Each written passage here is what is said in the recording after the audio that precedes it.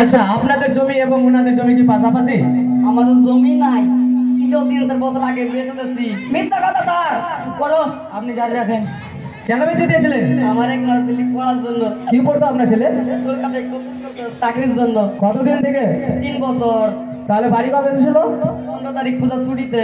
আচ্ছা, বাড়ি এসে কারোর সঙ্গে কোনো গন্ডগোল বা ঝামেলা করেছিল আপনার মনে হয়? না স্যার, সে তো অনেক সাদা সিধা। তা কোনো হালকা ঝামেলা? হ্যাঁ স্যার, হ্যাঁ স্যার, কয়েকদিনের কথা মনে পড়ছে। বললো আমাদের কাছে টাকা ঢুকছে, প্রধান বললো 20,000 টাকা নিয়ে তাকে বাকিটা ফিরে দিতে।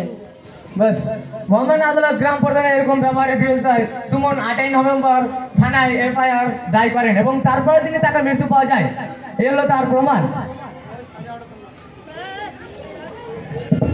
মোহাম্মদ আদালত গ্রাম প্রধানের কাজটি প্রিভেনশন অফ কারাপশন অ্যাক্ট 1998 এবং prevention of money laundering act 2002 অনুযায়ী অপরাধ এবং আইপিসি 409 আর আইপিসি 420 এবং 384 ধারা অনুযায়ী শাস্তিযোগ্য।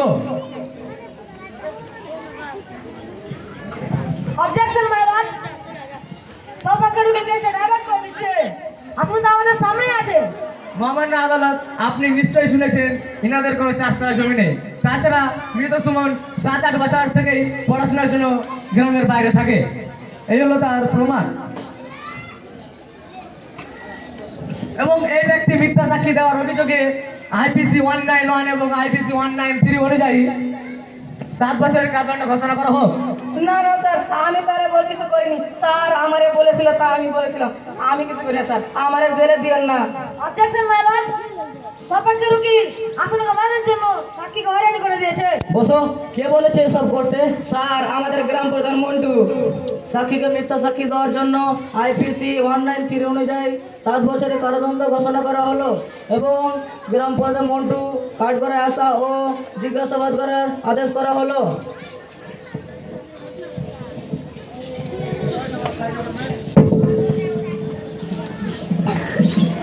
গ্রাম প্রধান মন্টু, কাঠগড়ায় হাজির হও।